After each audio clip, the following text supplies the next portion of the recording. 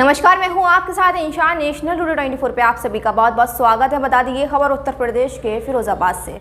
आगरा के बटेश्वर में पूर्व प्रधानमंत्री अटल बिहारी वाजपेयी की स्मृति में होगा भव्य कार्यक्रम। प्रदेश के मुखिया योगी आदित्यनाथ के साथ साथ पर्यटन मंत्री जयवीर सिंह रहेंगे मौजूद। बटेश्वर में करोड़ों रुपए की योजनाओं का होगा शिलान्यास। पर्यटन मंत्री बोले, अटल बिहारी वाजपेयी की जन्मस्थली है आगरा का बटेश्वर। बटेश्वर को तीर्थ स्थान के नाम पर किया जा रहा है विकसित। पर्यटन मंत्री ने कहा, आगरा और मथुरा को जोड़ने के लिए करोड़ों रुपए की योजनाओं का होगा लोकार्पण। वृंदावन मथुरा से लेकर आगरा तक चलाया जाएगा क्रूज। जी हां, पर्यटन मंत्री ने कहा, आगरा मथुरा के पर्यटक क्रूज के माध्यम से उठाएंगे पूरा लुत्फ।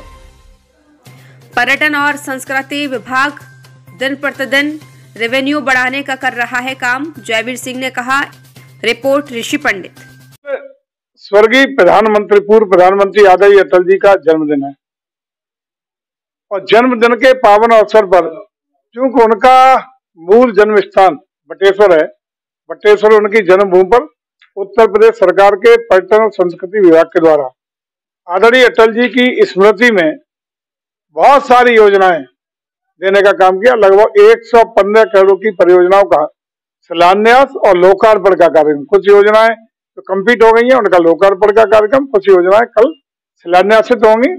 115 करोड़ की योजनाएं आदरणीय अटल जी की जन्मभूमि भगवान शंकर जी का जो पवित्र स्थान बटेश्वर है उस धरती पर होने का काम माननीय मुख्यमंत्री के कर कमलों से कल संपन्न होगा।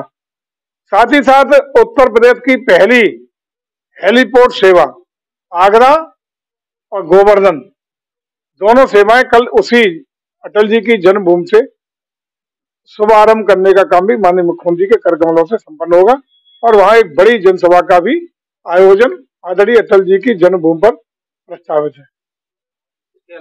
बहुत ही पवित्र नगरी मानी जाता है। जब महाशिवरात्रि के दिन लाखों की तादाद में श्रद्धालु आकर के गंगा जी का जल छोरों से लाते हैं और बटेश्वर के शिव मंदिर में उसको चढ़ा करके अपनी श्रद्धा सुमन अर्पित करने का काम करते हैं। ऐसी पवित्र भूमि पर जहाँ पूरे क्षेत्र ही लाखों श्रद्धालुओं का पूरे देश और विदेश के भी पर्यटक और श्रद्धालु आते हैं, उसको विकसित करके सारे पर्यटन सुविधा देने का निर्णय उत्तर प्रदेश सरकार ने लिया है। तो ये पहला हिंदुस्तान का स्थान है जहां यमुना जी 5 किलोमीटर पूर्व से पश्चिम की ओर उल्टा बहाव करके 101 मंदिरों को स्पर्श करती हुई उन्हें गंगा मैया पूर्वांचल की ओर अपना प्रस्थान किए हैं। ऐसी पवित्र भूमि के लिए भी हम लोगों ने उन मंदिरों का पूरी तरह सुरक्षित करने के लिए, उनके आसपास डेवलपमेंट करने के लिए, वहां आने वाले श्रद्धालुओं को तमाम